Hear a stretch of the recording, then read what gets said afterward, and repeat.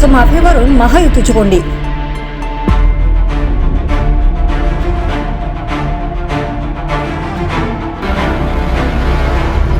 विधानसभा निवडणुकीत मतांसाठी केलेल्या लोकप्रिय घोषणा आता सत्तारूढ महायुतीच्या अंगलट येत आहेत। शेतकरी कर्जमाफीकडे महाराष्ट्रातील शेतकऱ्यांच्या नजरा होत्या, मात्र सरकारने निराशा केली। आता कर्जमाफीच्या मुद्द्यावरून काँग्रेससह राज्यातील शेतकरी संघटनांनी आंदोलनाचा इशारा दिलाय। लाडकी बहीण योजनेत महाआघाडीने 2100 रुपये देऊ असे आश्वासन जाहीरनाम्यात दिले। आधीच 1500 रुपयांच्या अनुदानाच्या आर्थिक ओझ्याने सरकार दबले आहे, त्यामुळे डबघाईच आलेली आर्थिक स्थिती बघता 4 वर्षे तरी लाडकी बहिणींना 2100 रुपये मिळणार नाहीत। सरकारला 100 दिवस पूर्ण होत असताना अर्थसंकल्पीय अधिवेशनात कर्जमाफीची घोषणा होईल याकडे शेतकरी डोळे लावून बसले होते, पण त्यांची घोर निराशा झाली आहे। शेतकऱ्यांनी कर्जमाफी होणार म्हणून पीक कर्जाचे हप्ते भरले नाहीत। आता अचानक सरकारने पलटी मारल्याने शेतकरी अडचणीत सापडलाय।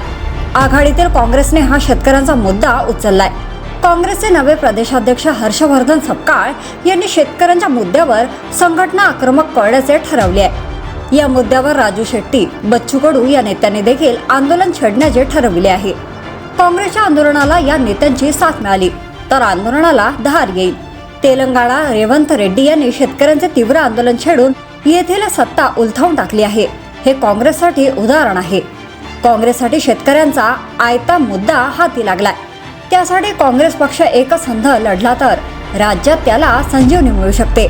उद्धव ठाकरे हे मुख्यमंत्री असताना त्यांनी 30 सप्टेंबर 2019 पर्यंतचे 2 लाख रुपयापर्यंतचे शेतकऱ्यांचे कर्ज माफ केले होते। मात्र आता महायुती सरकारची कर्जमाफीची इच्छा जरी असली तरी राज्याच्या तिजोरीत खडखडाट आहे। त्यामुळे केंद्र सरकारने पॅकेज दिले तरच कर्जमाफी शक्य आहे। राज्याचे आर्थिक वास्तव अर्थमंत्री अजित पवार यांनी स्पष्ट मांडले आहे, पण राजकीय दृष्ट्या महायुतीला ते परवडणारे नाही। सरकारला कोंडीत पकडण्याची संधी। सरकारला कोंडीत पकडण्याची ही आयती संधी चालून आली आहे। जरी विरोधकांचे संख्याबळ विधानसभेत घटले असले तरी रस्त्यावर उतरून सरकारला नामोहरम करण्याची त्यांच्याकडे संधी आहे। विधानसभेत विरोधकांना कर्जमाफीच्या मुद्द्यावर आक्रमक होता आले असते, पण विरोधक विधानसभेत विखुरलेले दिसले। काँग्रेसने रस्त्यावर येऊन शेतकऱ्यांच्या आंदोलनात धार आणली तर त्याचे पडसाद आगामी जिल्हा परिषदेच्या निवडणुकीत बघायला मिळू शकतात। पण त्यासाठी काँग्रेसने प्रामाणिकपणे आंदोलन करण्याची गरज आहे। जर तुम्ही अजूनही YouTube चॅनलला सबस्क्राईब केले नसेल तर ते लगेच सबस्क्राईब करा।